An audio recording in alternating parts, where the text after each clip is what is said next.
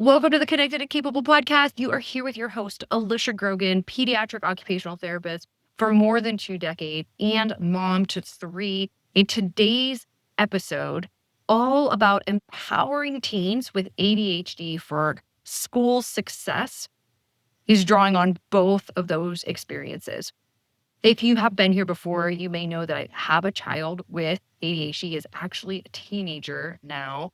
And the way that I think about supporting him as a teen is different than how I supported him when he was younger. My child did receive a later diagnosis. He was not diagnosed very young. Some kids get an ADHD diagnosis at 5 years old. He was later elementary when he got his diagnosis, and I probably wasn't even sure that it was ADHD, if you've heard me talk in some other episodes, until a couple of years before. We did decide to get him diagnosed primarily for school supports. I could see that while he was managing to do okay in school at this point, that he was going to likely need a 504 plan, which for those of you in the States is a legal document that supports kids' disabilities so that they are in an even playing field with their peers in a school setting. So we'll talk a little bit more about a 504 plan, but I wanted to give you a little bit of background just of where I'm coming from first, personally as a parent. Professionally as an OT, there are lots of things always going through my mind, like nutrition, which we have an episode on that here, Connected and Capable as well, if you're interested. Those top strategies, some of those we've talked about in the podcast and go deeper in our Unlocking ADHD workshop. Think about those strategies. We've done those strategies. I have seen success with those strategies. They have helped him grow his executive functioning skills, which are really the source of challenges for ADHD, those executive functioning skills like attention, following direction, self-control, emotional regulation. And I think about those very specific strategies, but there is definitely a shift as he is becoming a teenager. Not only the obvious shift in preparing him for adulthood, and that his unique brain wiring is likely going to mean that he needs to approach certain circumstances and situations in his life from maybe a different angle or with different supports than some of his peers, and the ways that he sees other kids now growing into adults his age, kind of how they're navigating those things, that his journey may look a little different. It's not just that. It's really, for me, about empowerment and him understanding what works the best for his brain. And I don't always phrase it that way, but that is what we are talking about here. And that's really the root of the empowerment. So if I asked you right now, if you could name one ADHD strategy for school, what would you name? At the top of many of your lists, because I think that this is such a common suggestion, is using a planner. Okay. Why is a planner helpful? Well, it is this visual reminder. It is this physical reminder to write things down. I love planners. I use a planner. They are super helpful in keeping, remembering, and organizing things. And they are often recommended to students with ADHD to help them track the assignments that they may have a hard time tracking, and so that they can remember to do what they want to do. However, many teens are really not interested in using a planner, even if they know it is going to help them. And that's ADHD teens, I should say, because number one, many of their peers are not using planners. And so they don't want to be the kid that pulls theirs out to write something down. And number two, remembering to write in your planner having your planner where it needs to be, having it accessible, remembering to check your planner later are all other hurdles as a result of those executive functioning skills that are affected by ADHD that may make using a planner actually really hard. Okay. So at the beginning of the summer, I was thinking about what it was going to look like for my teen with ADHD heading into a new school year. And obviously, I've been thinking about that more so this past month. And I was thinking about a planner and I was thinking, like, gosh, I really need to talk to him about using a planner and starting off this school year just to kind of get him on the right foot. Now, there is nothing wrong with that strategy or that approach.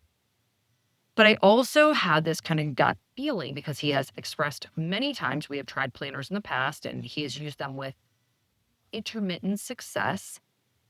It has become obvious that this is something that he is not really interested in doing.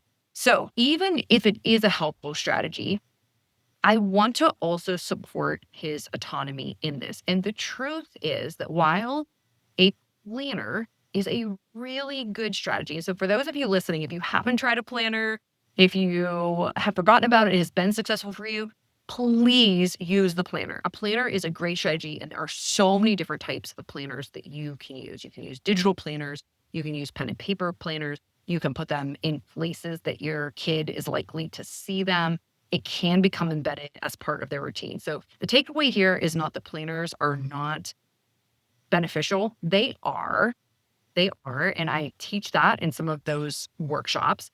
However, this is where I think the difference comes in with having a teen, respecting his autonomy i- in the fact that knowing that he doesn't want to do this. And so I brought up the planner, but I already knew so that he was probably going to push back on it. And I had accepted that. I decided that I wasn't going to let this be a point of contention. And I started to allow myself to think about what are other options for helping him keep track of and remembering to do his homework or study for the test. And I think this is where the empowerment piece really comes in for me because it was in the conversation with him about what is going to be helpful. So when I asked him, would you like to use a planner? He immediately said, I do not want to use a planner. I do not like using a planner. And I said, okay. I said, I hear you on that. So what would you like to use instead? And he just looked at me. And I said, do you think that it's a challenge for you to track the assignments that you have to do and to remember to do them when you get home? And so he thought for a couple of minutes and he said, yes, sometimes it is. So in this moment, what I'm helping to do is to develop self awareness.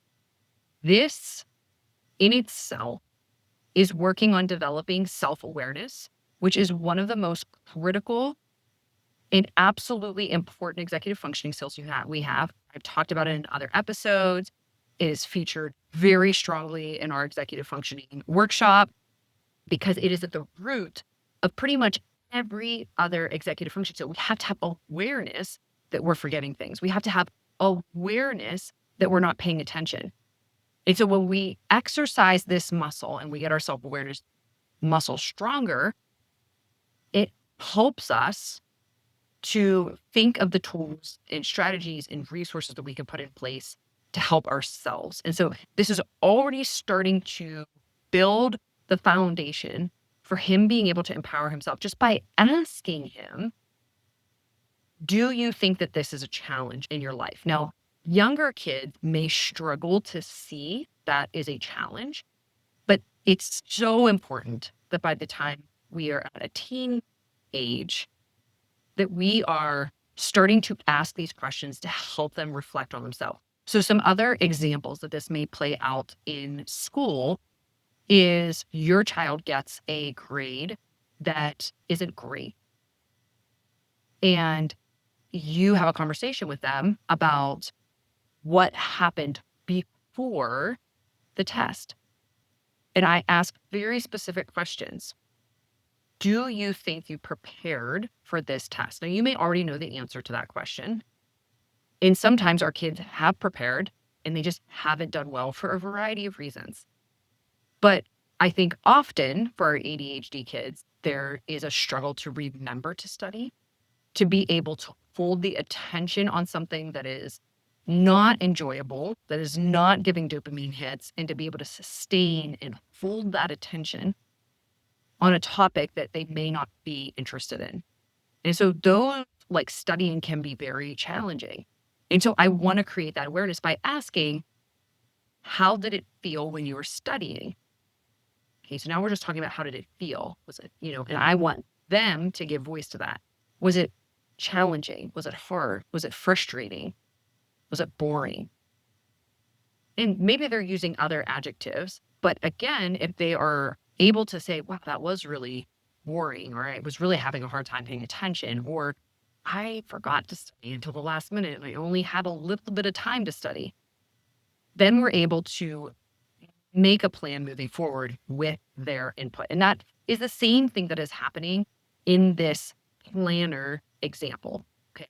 So with my son, as I'm saying, do you want to use a planner? No. So my next question is, do you think it's hard for you to track your assignments and tests? He thinks about it and says yes. So we're building self-awareness. So then the next step is to say, what would be helpful? Like, what other ideas do you have? Like, what do you think would be helpful? Now, sometimes your team may have ideas if you've caught them at the wrong time, which is about more than half of the time, and they are not interested in this conversation. They may not be proactively thinking. They may not want to deal with it right then. So choosing the time of this conversation is equally important. I love talking to teens in the car where we are in the car together. Teens also love to talk about things before bed, which is like my least favorite time of day because I am a morning person. I'm so tired at night, but I know that I have to lean into that at times. And so knowing when is a good time to talk to your teen. And sometimes we just don't know and we attempt a conversation and we have to come back to that later. And I would come back to that conversation soon. So don't be discouraged if your teen starts putting up walls. It's also really important in this conversation, before I go even any further with what this third piece of this is, that we are approaching the conversation with curiosity and with kindness. I think often kids with ADHD, and this, again, all ages, can have an experience where they feel like they're always messing up, that they're always missing the mark, that they're letting someone down, that they're not doing it the right way. And so even if they're not expressing that, I think it's important that we keep in mind that the kid with ADHD hears criticism like it's some big number, right? I have it on our page for unlocking ADHD, but it's some big stat, like 8 times the amount that a typically developing peer that does not have ADHD or another diagnosis hears. Like, they are hearing more criticism and correction than their neurotypical peers. And so we have to keep that in mind. And it's so important because I think as parents, we can broach this conversation with frustration, and that really will come across in our tone and the things that we say. And so if that has been you in the past, it's okay. It has been me in the past. I have messed that up so many times. It's okay. I do a reset. We talk about it. I apologize. I talk about, that I mess up too, and that I'm working on it. I'm committed to doing better. And so that's an opportunity to move forward. If that's you, it's okay. And it's never too late to kind of start that conversation. I want to encourage you to know that it's okay if it takes multiple conversations or multiple times to start opening that door to communication. Because again, what we're really talking about here is empowering teens, not telling them what to do, and also not leaving them to just totally figure it out themselves. I think there's a constant tension for us as parents and certainly as therapists as well of balancing support and fostering independence. And that is the crux, I think, even more so when you have a teen with ADHD of what you're really trying to do. If we lean one way, and sometimes we will, if we lean really hard one way with focusing on independence and just trying to let them figure it out themselves, we may be setting everyone up for a lot of frustration. At the same time, if we're leaning too hard into just tons and tons of support, not giving them a chance to practice building these skills, we're not really helping set them up for the following years as they exit their teen years and are hopefully doing life more independently. And so there is a balance here. Now, back to our third kind of piece of this empowerment. After we have had this moment of self awareness and now we have asked them, what do you think would help? They may have some suggestions. They may not. You may bring this up a second or third time and they're like, you know what? I've thought about it. I really don't know. I do think often if we give our teens the chance, they do have solutions. Sometimes right in the moment, they haven't really articulated it, but they have thought they are able to think about that in that moment and share what might be helpful. So in this instance, with the planner, so if we're not doing a planner, what are we doing?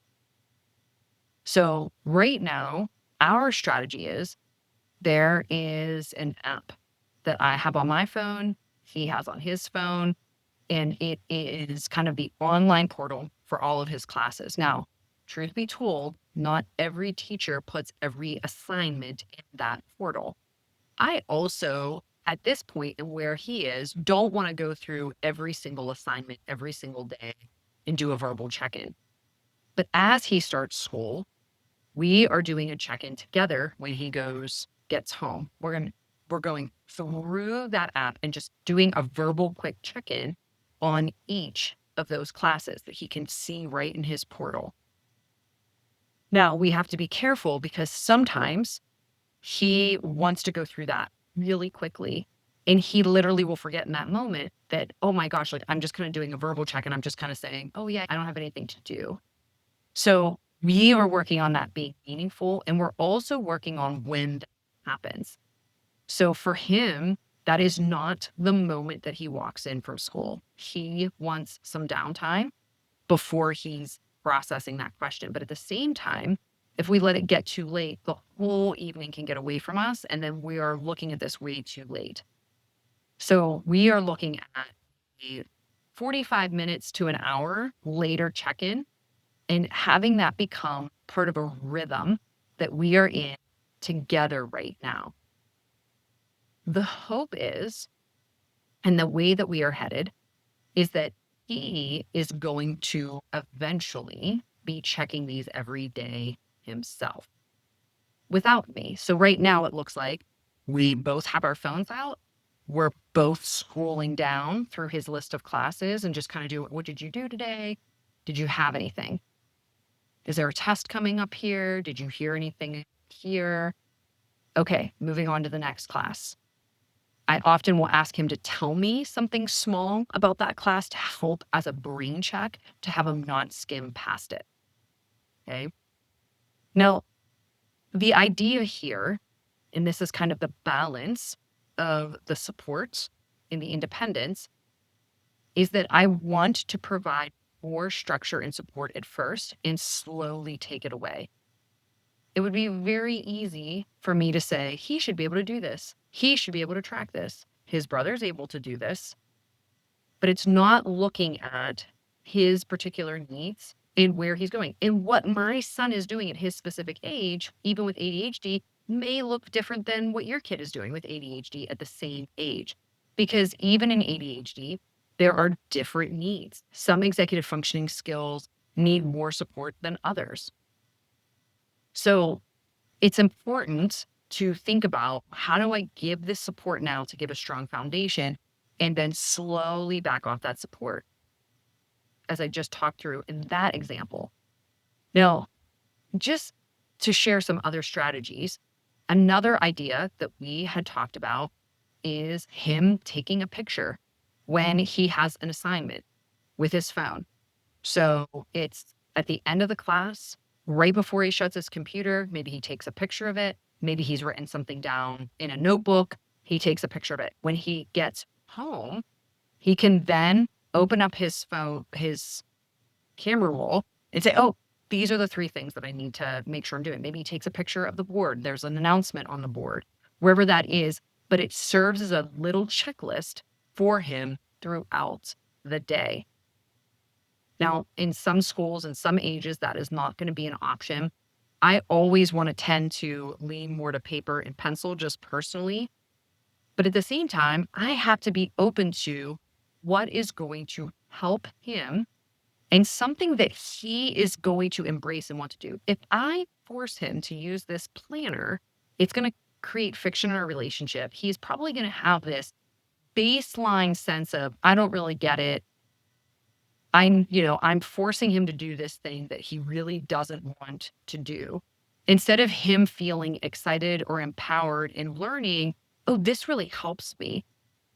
I can do this mental checklist later, make sure I run through the app, have that be part of my routine, or I'm going to look at this camera roll later and make sure that this is what is happening. Now, what I have said here, I use the word routine, and I feel like sometimes that can be a 4-letter word almost, because it seems like our ADHD kids don't want routine, when it most of the time is the thing that they really need. And so their brain naturally pushes against it. But over and over again, okay, now I've seen this as an OT for years in classroom settings, at my sensory camp, in like just every setting. When we have a rhythm or routine to our day, like, hey, we're checking the apps like 45 minutes to an hour after you get home. Like, you're gonna have a little bit of screen time, you're gonna have a snack, and before you go outside to play or you go to work or whatever, like we're gonna check this. We're just gonna get into a routine every day. But I know if you yourself have some unique wiring, neurodivergence, or ADHD, it may be very hard for you to get into a rhythm or routine. You yourself may not be a rhythm and routine person. And so if that's you, it's okay. And what I would say is, routine does not need to be at 3:45, we're checking this app every single day. And if routine feels like a 4-letter word to you, I want you to focus more on rhythm and helping your ADHD teen develop a rhythm. Because besides all of my professional experience as an OT, gosh, do I see it over and over again with my son. There is such a natural inclination towards freedom and exploration, and not having routine and structure. But when he does, he seems so much more grounded. He's so much more responsive and effective in whatever it is that he is trying to do. I've seen that time and time again, and I see it at the classroom level. If he has a teacher that is clear and organized, he does so much better in their classes. The teachers that are disorganized, the teachers that are not clear, the teachers that are sometimes so super nice, but really laid back, and are quote unquote easy teachers, are the classes that he struggles in the most. Even though he loves those classes, understandably so.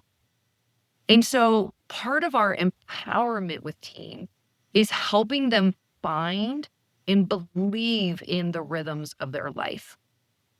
And so that is part of my empowerment with my teen as well, is encouraging him to find these rhythms in his life as a grounding point. And he has lots of different ways that he is doing that largely come out of a consistent conversation that we have been having over the last year or two because he often, as a result of his ADHD, is looking towards different activities in his life and doing them in excess because they feel good. They're a boredom buster, they're a dopamine hit.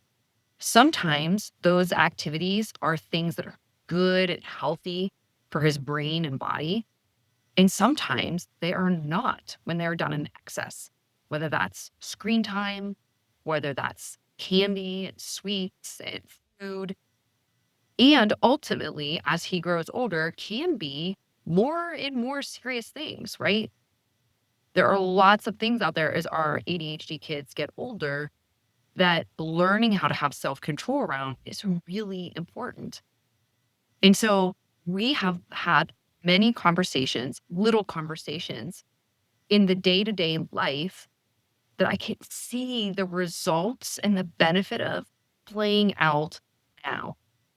And so that conversation is often around what things help you feel good and are good for your mind and body. So, what things help you feel good and are good for your mind and body?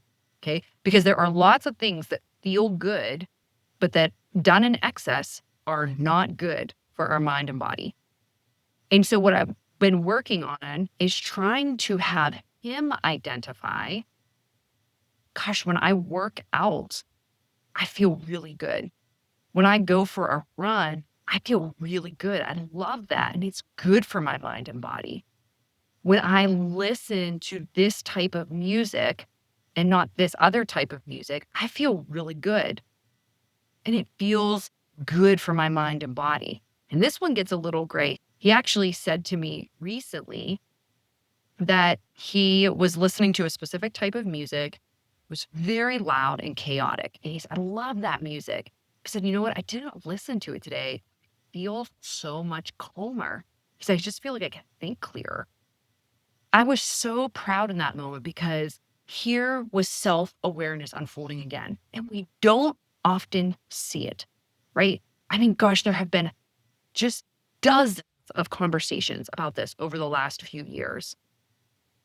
This is an executive functioning skill I am watching get stronger in real time. It did not happen overnight.